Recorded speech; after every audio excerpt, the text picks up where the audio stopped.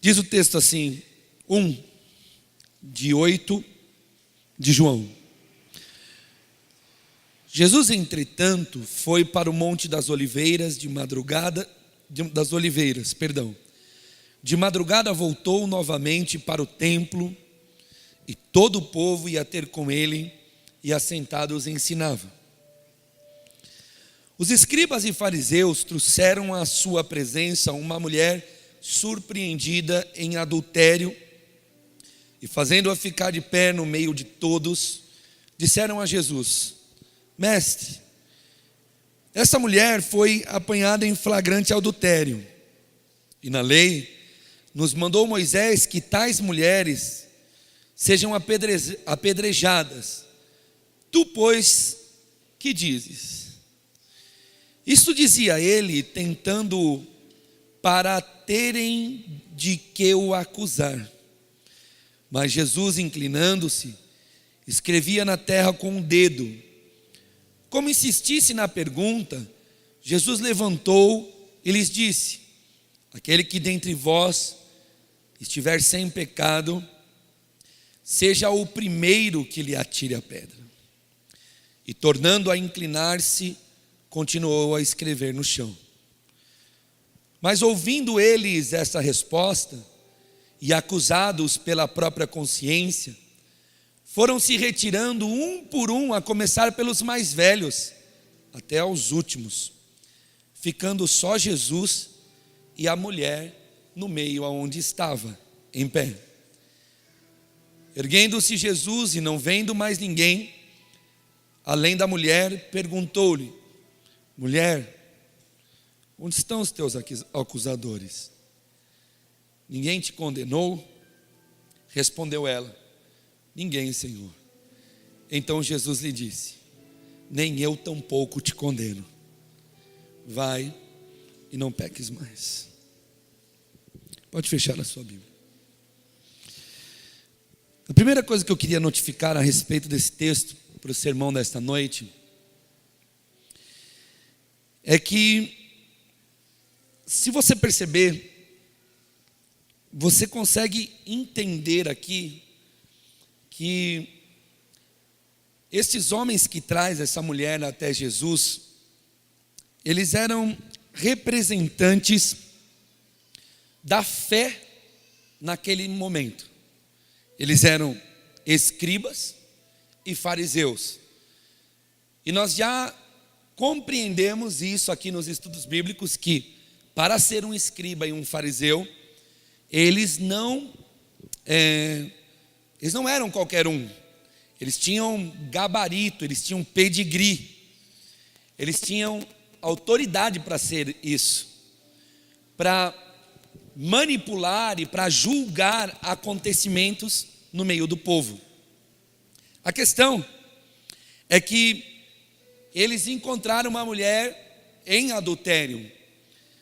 A primeira curiosidade bíblica aqui é onde está o homem, né? Porque ela não estava adulterando com a fechadura da porta. Certamente ela estava adulterando com o homem, mas o homem não é apresentado.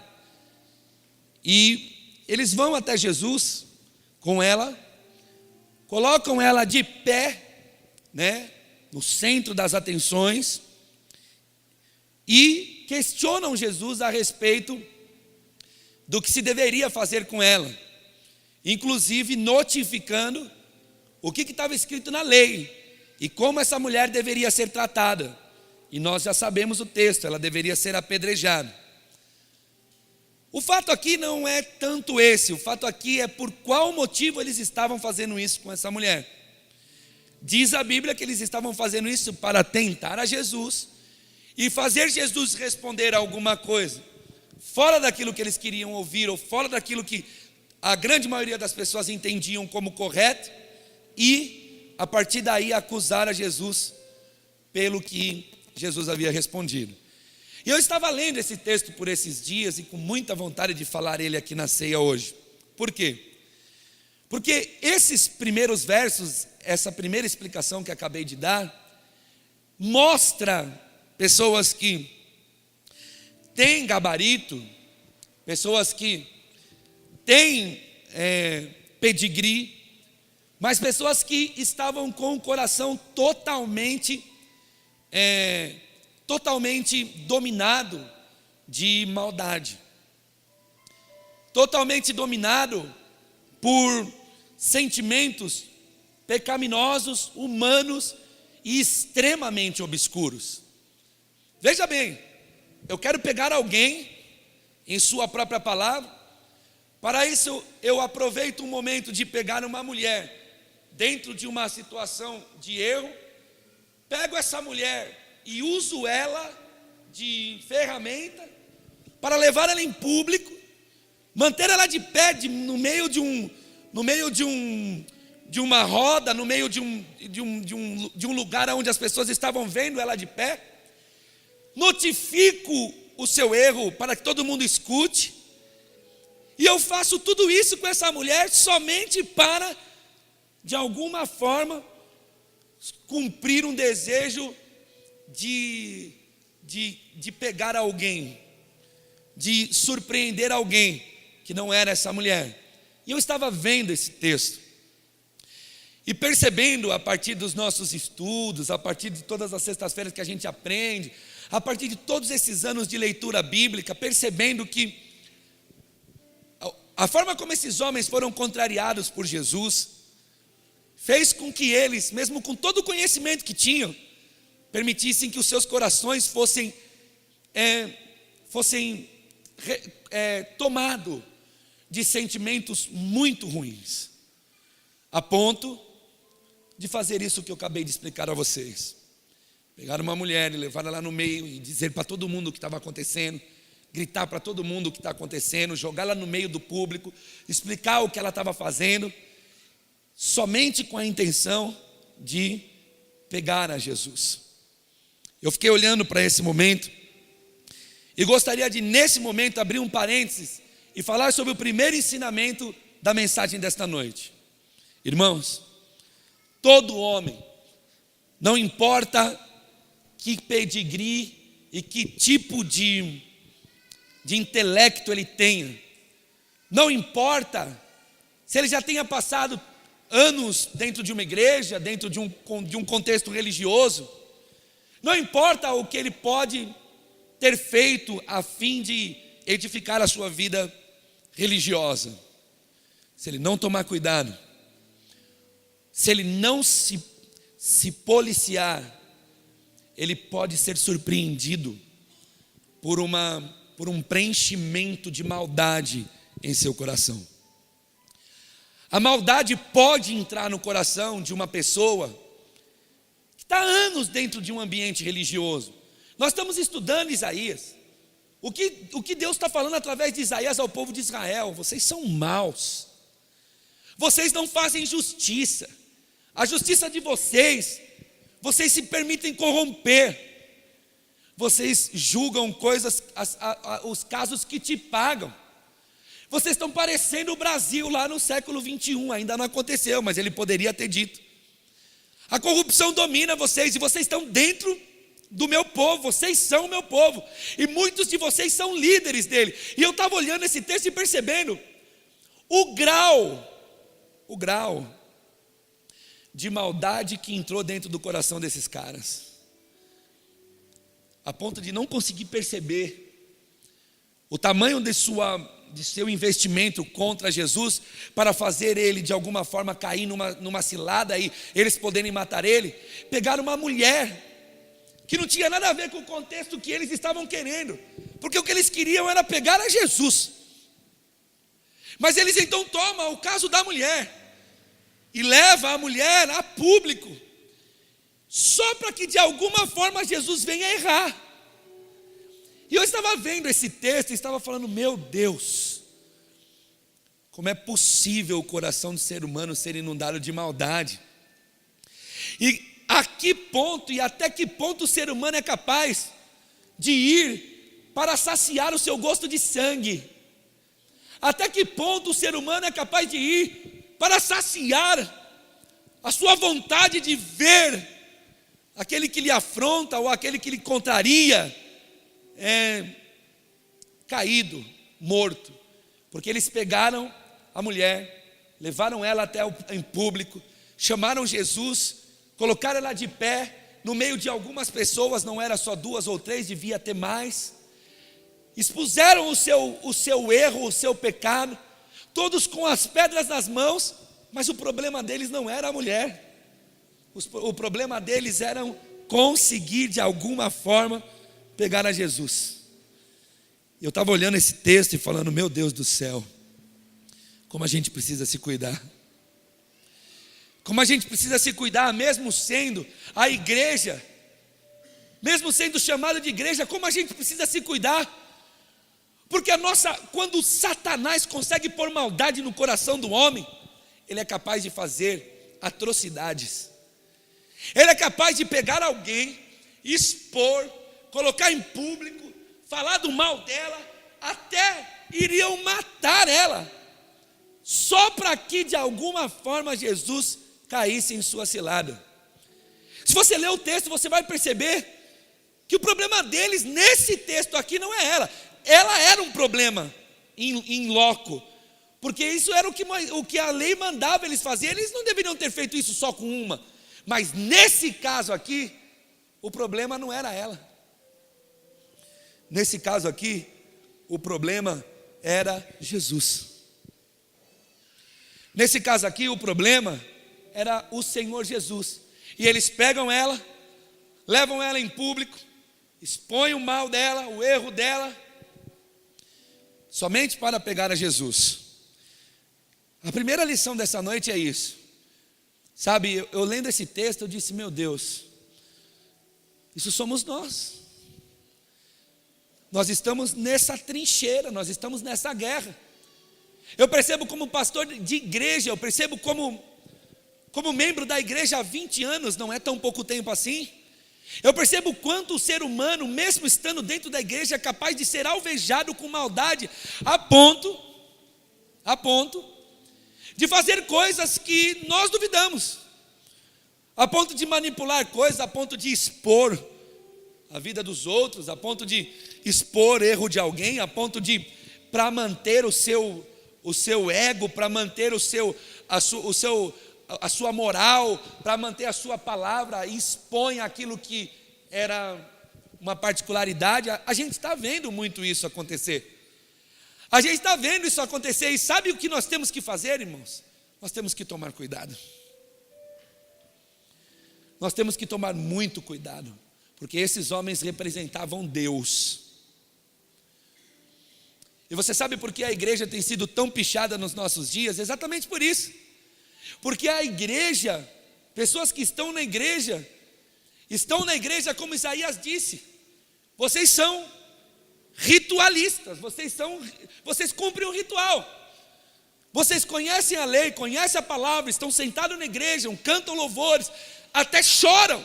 Vocês fazem tudo o que tem que fazer. Mas quando vocês vão lá para fora, a vida de vocês lá fora não tem nenhuma correspondência com aquilo que vocês são aqui dentro. E aí o que acontece? Satanás inunda o coração desse suposto crente com maldade, e ele vai longe. Eu peguei sem querer, outro dia, no Investigação Discovery, eu peguei sem querer a reportagem dos 2 homens que tocaram fogo no carro com os gerentes da Sinha Moça aqui em Bragança, Fernando e Joabe. Esse acontecimento, essa situação aconteceu quando eu cheguei em Bragança. Eu me lembro que no dia eu passei pela delegacia e vi uma multidão na frente da delegacia. Foi no dia que nós chegamos em Bragança, em 2007 isso aconteceu. E depois, quando nós começamos a trabalhar, inclusive pessoas que são membros na igreja até hoje, falavam que um deles nasceu na igreja, os 2. Cantaram louvores, pregaram o evangelho, irmãos. Contribuíram para o reino de Deus de algum jeito, dentro de uma igreja. Tempos depois tocaram fogo com uma criança dentro do carro. Eu não quero ser muito extremo, mas é por isso que a mensagem desta noite é: Vamos nos cuidar. Vamos nos cuidar, sabe por quê? Porque a gente acha que o reino espiritual é brincadeira, mas ele não é. A gente acha que podemos levar uma vida de qualquer jeito, mas a gente não pode. Porque se por um vacilo essa porta for aberta, a porção de maldade que Satanás é capaz de pôr no coração de um homem, chega a essa atrocidade e muito mais.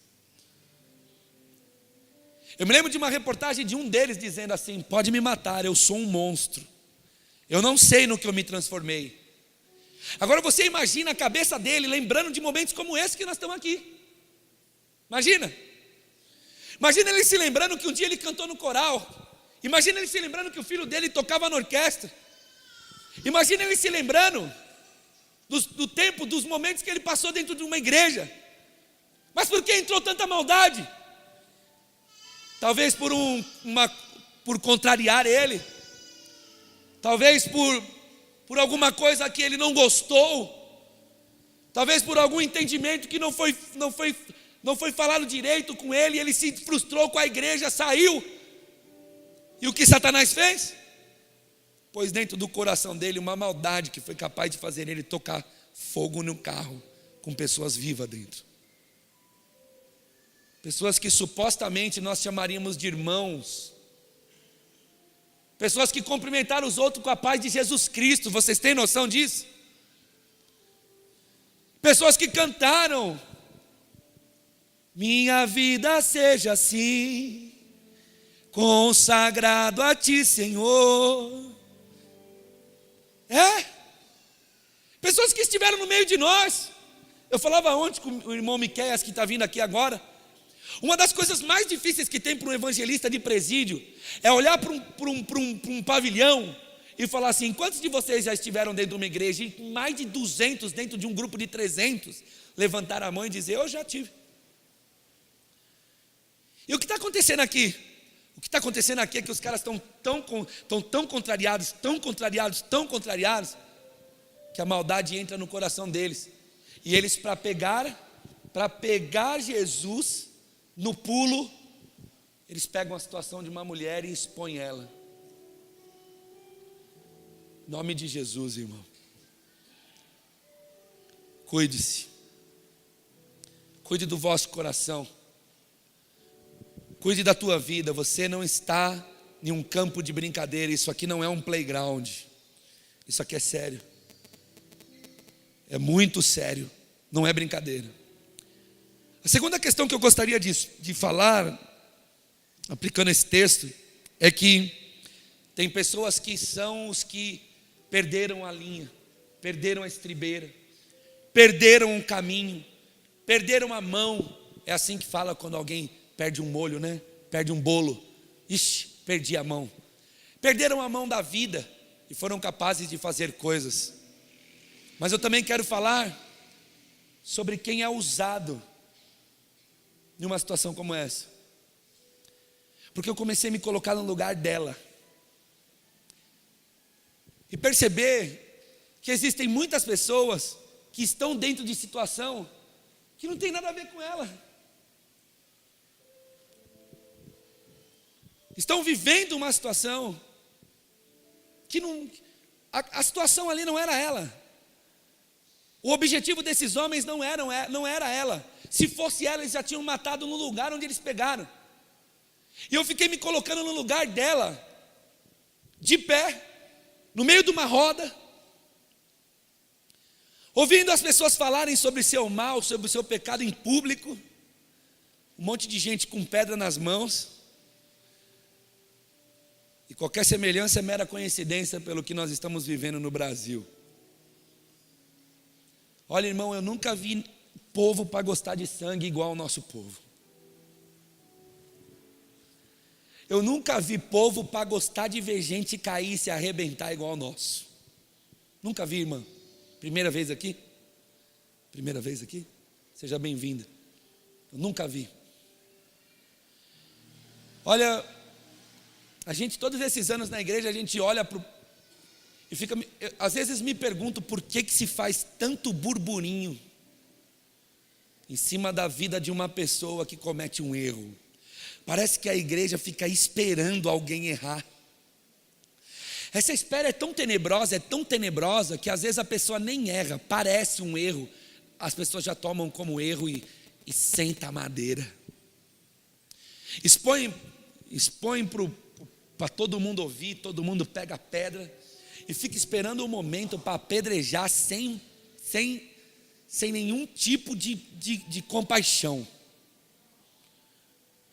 É tão triste ver isso. É porque a igreja não se cuida. É porque os cristãos não se cuidam. Porque os homens que estão à frente também não se cuidam.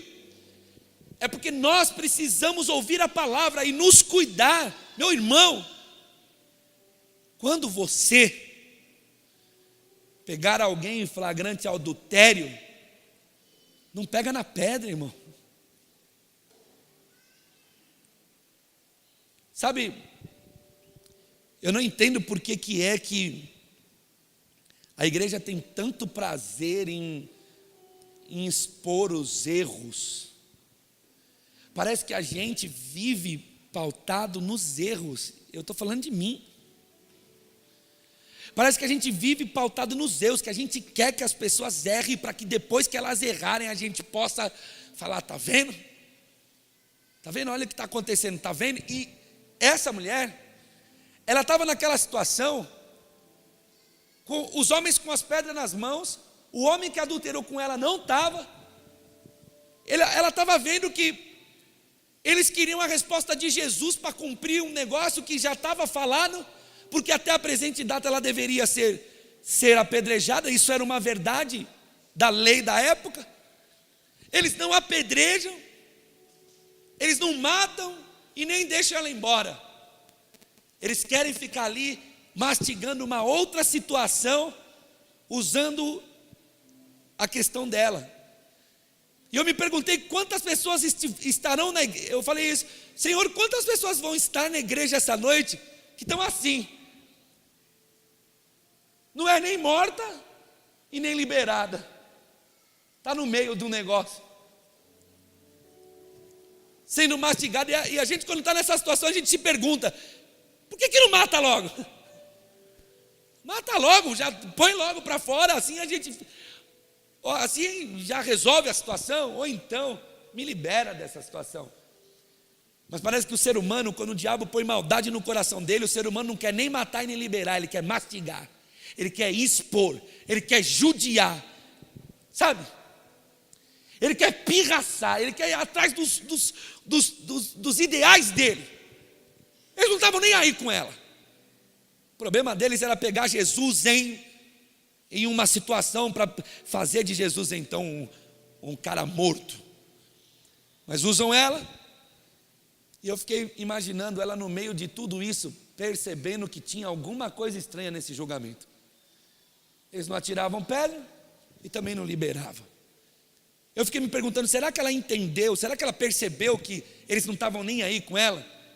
Porque nós nessa vida, às vezes a gente percebe isso, não percebe? Que a gente está sendo mastigado no meio da situação que não tem nada a ver com a gente. Eu como pastor às vezes vejo isso. Às vezes eu estou dentro de situações que eu falo, eu não tenho nada a ver com isso. Eu não sei porque que essa pessoa está desferindo esses golpes a mim. Porque não é para mim que ele deveria desferir esse golpe. Mas parece que a igreja é um para-raio de situações exatamente como essa. Parece que aqui explode esse tipo de situação. Eu falei que um dia que gostaria muito de fazer um encontro aqui, um encontro de famílias que têm padrastos e madrastas. Por quê? Porque nós vivemos numa geração de muito divórcio.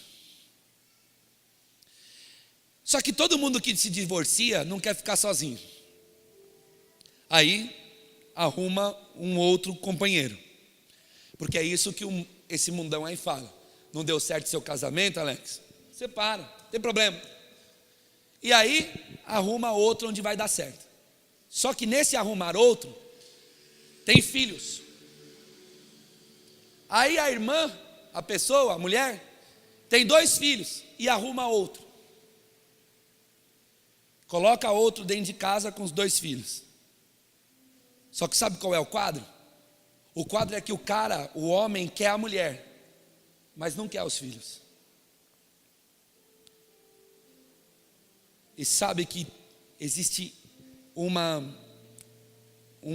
continuidade, existem muitos casos que os filhos estão sendo judiados dentro de um relacionamento onde o marido, o homem quer a mulher, mas não quer os filhos. E para atingir a mulher nas brigas, o marido judia dos filhos. E os filhos estão nesse meio, sabe, fazendo o quê? Não entendendo nada. Muitas vezes estão dentro do meio, vendo aquele padrasto, querendo nele um pai. Olhando para aquele homem e falando assim: eu posso te chamar de pai? Mas muitos desses homens não conseguem entender isso. E aí brigam com a mulher. E para judiar da mulher, judia também do filho. E quando judia do filho, o filho fica no meio dizendo: por que está fazendo isso comigo? Eu pergunto, quantos de nós crescemos na vida em situações que você não entendia por que estava acontecendo aquilo com você? Como essa mulher: por que está acontecendo isso comigo? Está no meio, não mata, não taca pedra, mas também não libera, não sai do lugar. Fica ali aquela situação, aquela cena de pressão na cabeça. Eu fiquei tentando, eu olhei para esse texto, ele me ministrou demais, porque eu olhei para ele e falei: meu Deus, estar no lugar dessa mulher não deve ter sido fácil. Porque, irmão, a morte, se te pega em adultério, te joga para um negócio, já mete logo pau, morreu, acabou. Mas não mataram, levaram. E levaram expondo, levaram gritando ou falando qual era o mal dela. E ela está lá no meio.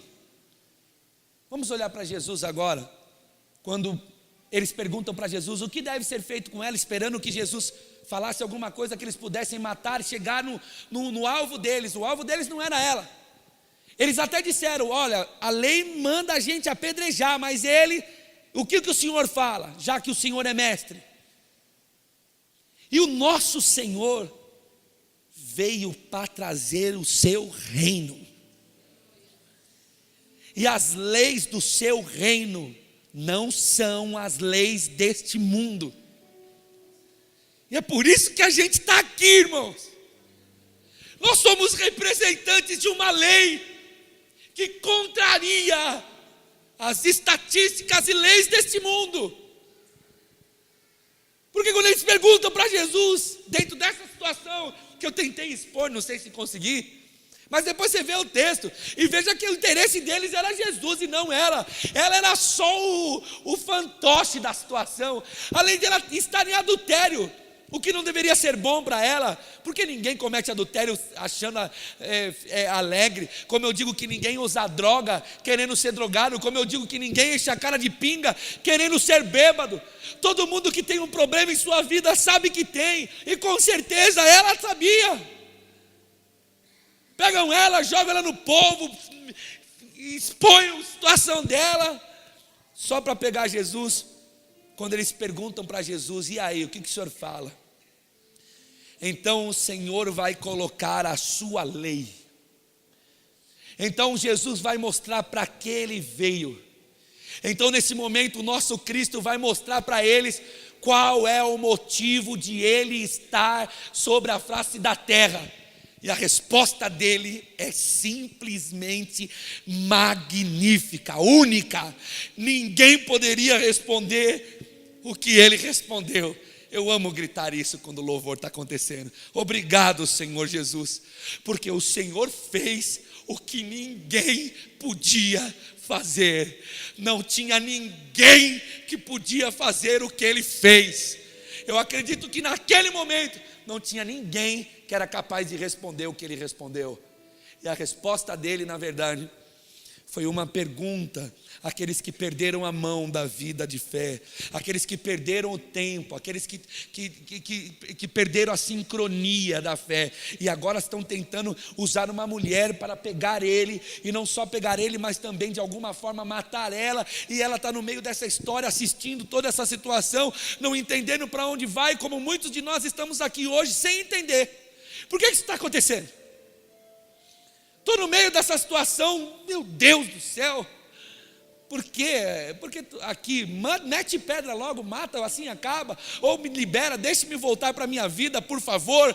Mas parece que nem mata e nem deixa ali ir embora. Quer ficar ali mastigando. E Jesus olha para aqueles homens e diz o seguinte: olha, aquele que entre vós estiver sem pecado, pode mandar a pedra. Irmão, Jesus responde para a vida como ninguém, né?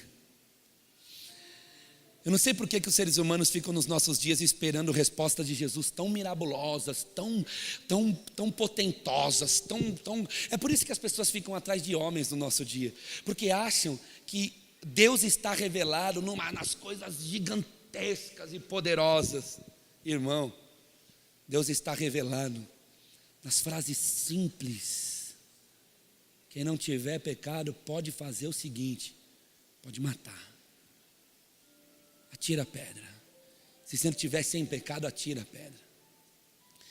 O interessante é que uma palavra simples de Jesus tem o poder de aniquilar aquela situação. Irmão, talvez uma mensagem simples de Jesus para a sua história terá o poder de aniquilar a circunstância que você vive hoje.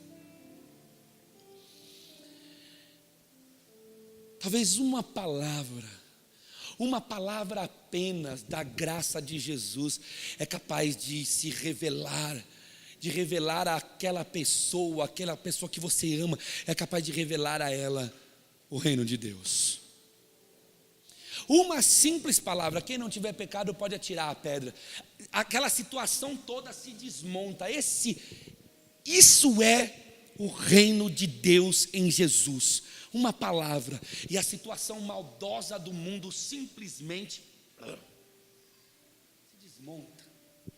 Sabe? Eu estava olhando para essa mensagem, estava falando: meu Deus, quantas pessoas estão enfiadas em situações assim de maldade, sabe? Quantas pessoas, inclusive dentro da igreja, estão enfiadas nessa situação de maldade. E uma palavra sua, só uma palavra só, pode destruir essa situação por completo. Uma palavra de Deus para a tua história pode tirar da tua cabeça a vontade de se separar da sua esposa, que você tanto amou e que hoje parece que você...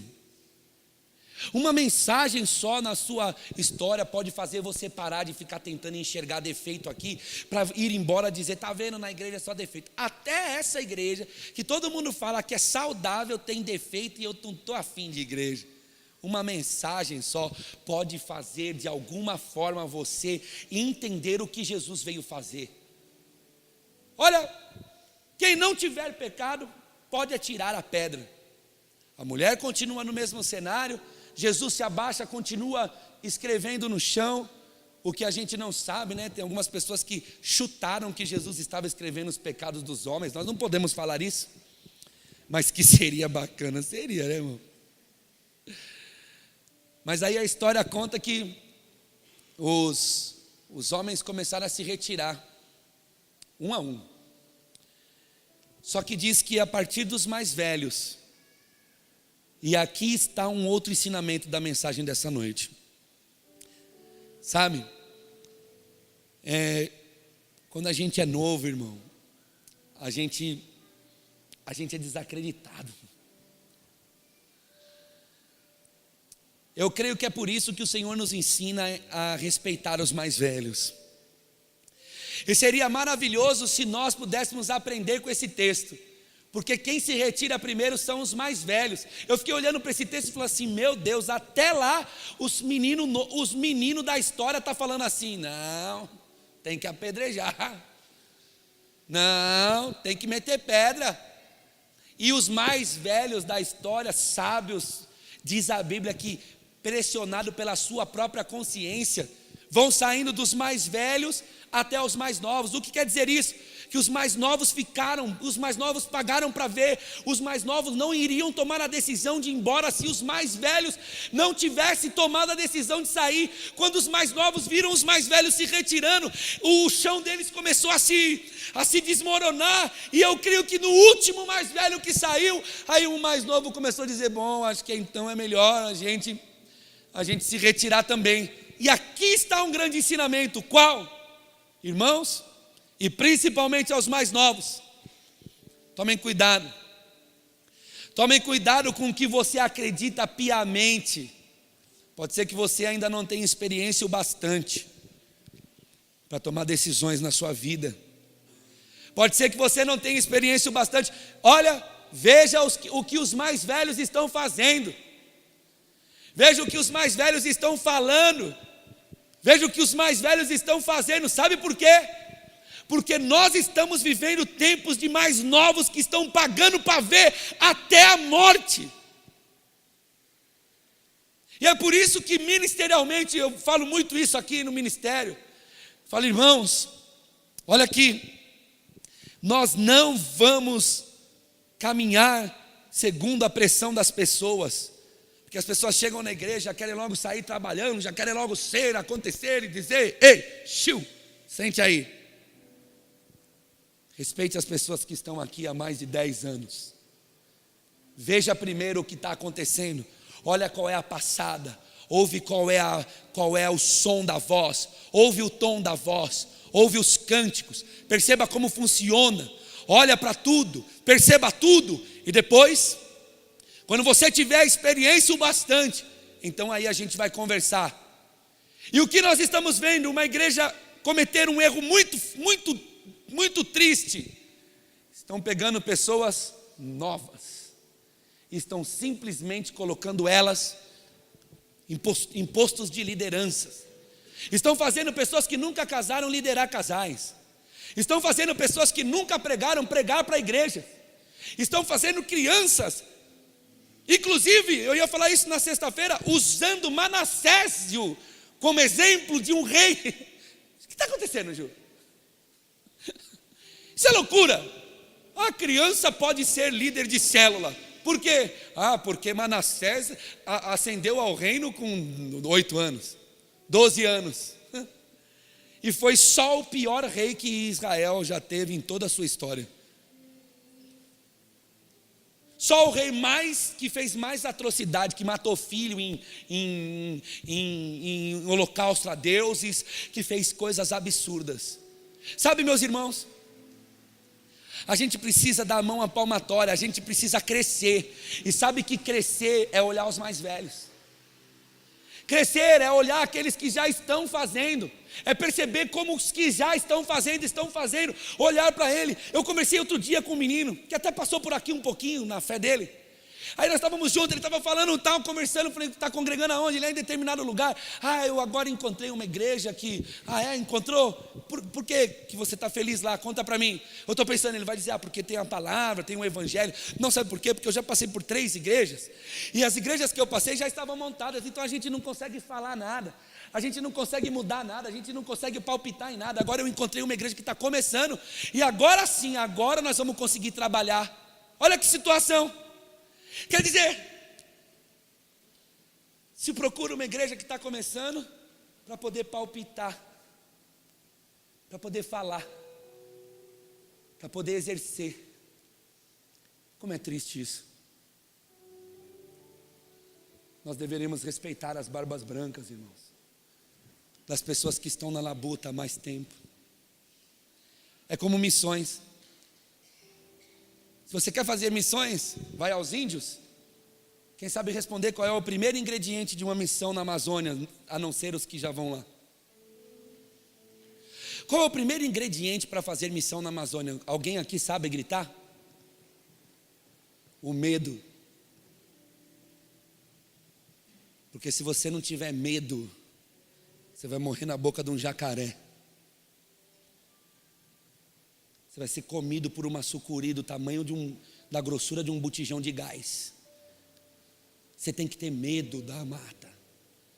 Seu José Parintintim, quando eu conversava com ele, saudade de conversar com aquele senhor, ele falava assim: não levo vocês para caçar, porque quando eu vejo bicho, bicho longe.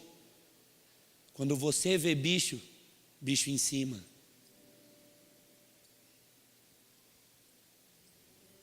Respeita os mais velhos. Quando os mais velhos saírem, irmão, sai também. Quando os mais velhos disserem, vamos embora, pega a tua vida e vai junto. Pelo amor de Deus, nós estamos vivendo uma geração que os mais velhos falam uma coisa, o outro fala, mas por quê? Por quê? Filhos que estão aqui, pelo amor de Deus, seu pai não está na vida à toa, sua mãe não está na vida à toa, a gente precisa aprender isso, mesmo depois de velho, a gente precisa aprender isso, e precisamos ensinar isso. Quem saiu primeiro? Os mais velhos, e depois os mais novos. Por que não saiu os mais novos? Porque os mais novos não estão capacitados com sabedoria. É por isso que o Senhor, a Bíblia fala que os cabelos dele, quando João viu ele, eram brancos como a lã, como a neve. Irmão, quer seguir alguém experiente? Siga a Jesus. Ele é o primogênito dentre os mortos. Se tem alguém que conhece a humanidade, o caminho das pedras da vida, esse alguém é Jesus, porque Ele é o haja. Quando Deus disse assim, haja luz, sabe quem era? Jesus. Quando Deus disse, haja separação entre terra e mar, sabe quem era? Jesus. Quando Deus disse, se forme os luminares, sabe quem era? Jesus. Ele era antes de tudo e de todos. Então se você quer alguém para seguir, se você quer um cabelo branco para respeitar, respeite a Jesus. E quando ele sair, saia também. Não fica com arrogância dizendo, mas peraí, calma aí, não é por aí. Última exposição sobre o texto. Desculpe pela palavra simples. Diz que depois que os mais velhos saíram, os mais novos saíram, diz que o Senhor Jesus levantou e viu que não tinha mais ninguém. E viu só a mulher lá no meio. Aí o Senhor vai ter um diálogo com ela, que mostra a sua missão. Perguntou então ela, mulher, onde estão os teus acusadores? Cadê aqueles que pegaram você para te colocar numa situação, para te acusar diante de uma outra situação que não tinha nada a ver com você, pegaram você de bode expiatório, jogaram você aqui no meio, expuseram todo o seu problema, sua situação, seu adultério, mostraram qual é o teu mal, queriam me pegar, mas não conseguiram, porque a minha palavra destruiu toda a obra de Satanás. Agora eu pergunto a vocês, aonde é que estão os seus acusadores? Essa é a pergunta de Jesus para ela. E aí ele faz uma segunda pergunta, ele diz, ninguém te condenou? Ninguém fez com você o que falou que ia fazer? Olha a resposta dela. Ninguém, Senhor. Percebe por que nós temos que pregar o Evangelho? Porque quando o Evangelho fizer parte da vida de alguém, essa pessoa vai se perguntar, mas não vão me condenar pelo meu erro? E o Evangelho vai dizer para ela, não. Porque nenhuma condenação há para aqueles que estão em Cristo Jesus. Porque nenhuma condenação há para aqueles que estão em Cristo Jesus. Ninguém vai te condenar. E o Evangelho diz, não, eu me emociono com isso, porque eu me perguntei isso. Eu quando estive na igreja pelas primeiras vezes, eu falei, eu sei que eu vou pagar pelos meus erros. E todos os dias que eu voltava para minha casa, eu falava, vai ser hoje. E o dia passou e eu dizia, vai ser hoje. E o dia passou e eu dizia, vai ser hoje. E o dia passou e eu dizia, vai ser hoje. E os dias foram passando, os meses foram passando, e eu disse, vai ser hoje. Mas aquele dia nunca chegou. Nunca chegou o dia em que eu tive que pagar pelos erros que eu cometi. E eu ouço hoje o Evangelho dizendo assim: nenhuma condenação há para aqueles que estão em Cristo Jesus. Aí ele diz: ninguém te condenou? E olha a resposta dela: não, Senhor, ninguém me condenou. Aliás, foi todo mundo embora e eu fiquei aqui. Agora olha a missão de Jesus. Nem eu também, nem eu tampouco, inclusive eu, estou aqui para te dizer uma coisa, também não quero te condenar. E esta é a última lição dessa noite. O Senhor Jesus não quer nos condenar. Irmão, você que me ouve e que tem consciência do seu erro,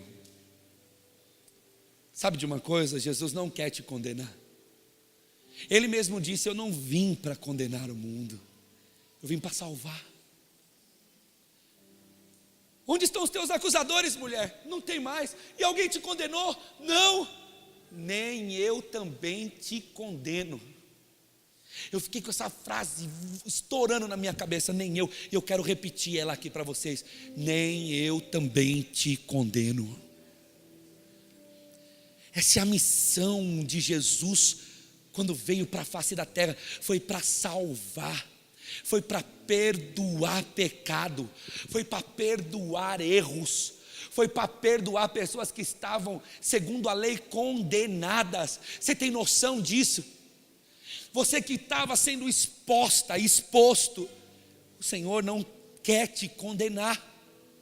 Você que está ouvindo essa mensagem está no erro, preste atenção. O Senhor Jesus não quer te condenar.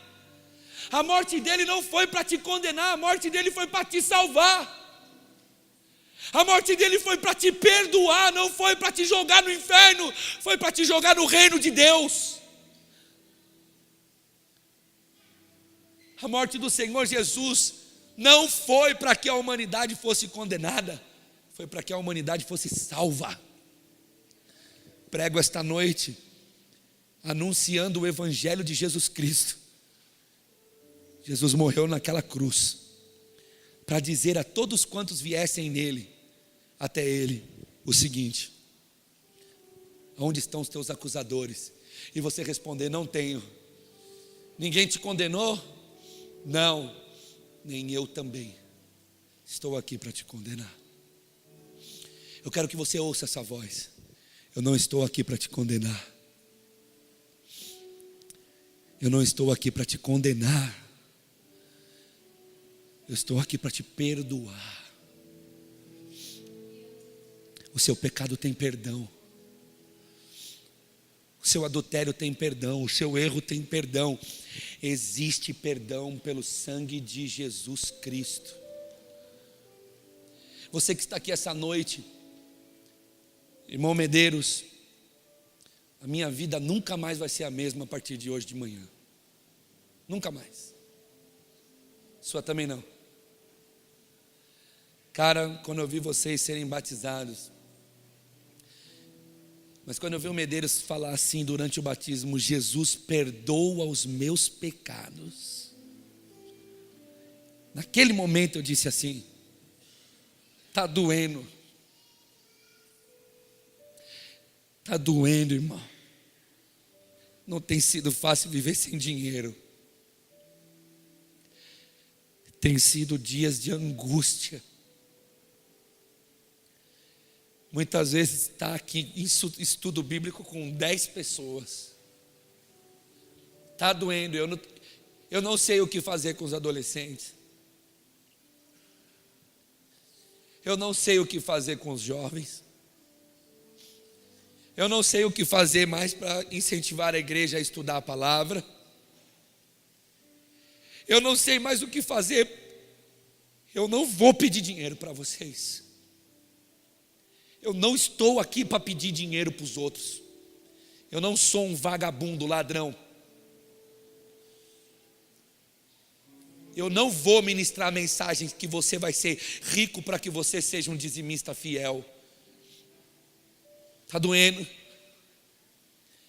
Está doendo muitas vezes abrir a igreja e contar 25, 22 reais de dízimos e ofertas. Está doendo. Está doendo muitas vezes subir aqui para pregar e ver pessoas ouvir a palavra e isso às vezes não fazer efeito. Está doendo, Beto. Ver uma igreja de 11 anos, de quarta-feira, mais bancos vazios do que bancos cheios. Mas uma coisa, ninguém vai me fazer arredar o pé. Eu não arredo o pé de continuar pregando a respeito do amor de Deus em Jesus Cristo. E se tem uma coisa que nós deveríamos nos alegrar, é o fato de os irmãos ter tão pouca informação e descer as águas do batismo dizendo: me perdoa. Perdoa os meus pecados. Poderia estar descendo as águas dizendo: Deus me cura. Deus faz alguma coisa por mim, porque eu estou nessa situação. Mas desceu dizendo: perdoa os meus pecados. Isso é fruto do Evangelho. Evangelho do qual nós não abriremos mão. Nós vamos morrer aqui, mas não vamos abrir mão do Evangelho. Nós vamos ficar sem dinheiro aqui, mas nós não vamos abrir mão do Evangelho. O Evangelho é esse. Onde estão os teus acusadores? Não tem nenhum. E alguém te condenou? Não. Eu também não condeno você. Deus não condenou a gente. Deus em Jesus Cristo nos salvou, nos perdoou de nossos erros, nos fez amigos novamente. E se você quer um conselho, feche os seus olhos e diz: Deus, perdoa o meu pecado.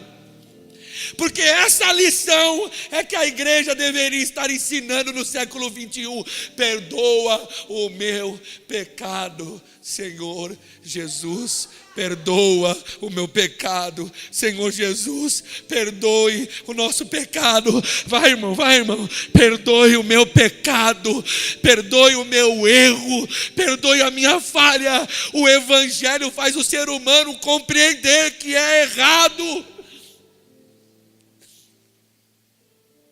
Nós vamos continuar pregando o Evangelho. Sabe o que é o Evangelho? Timothy Keller disse que o Evangelho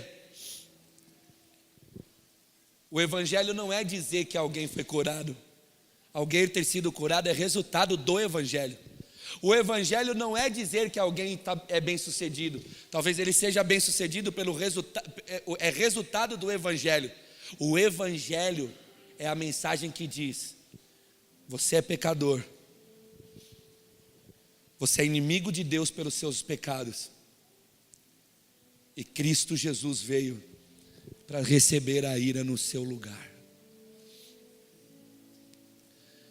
E naquela cruz, Jesus foi levantado no nosso lugar para perdoar os nossos pecados. Existem pessoas que querem agradecer a Deus pelo Evangelho. Feche os seus olhos, louve ao Senhor. Louve ao Senhor, Ele merece ser louvado. Esse é o Evangelho.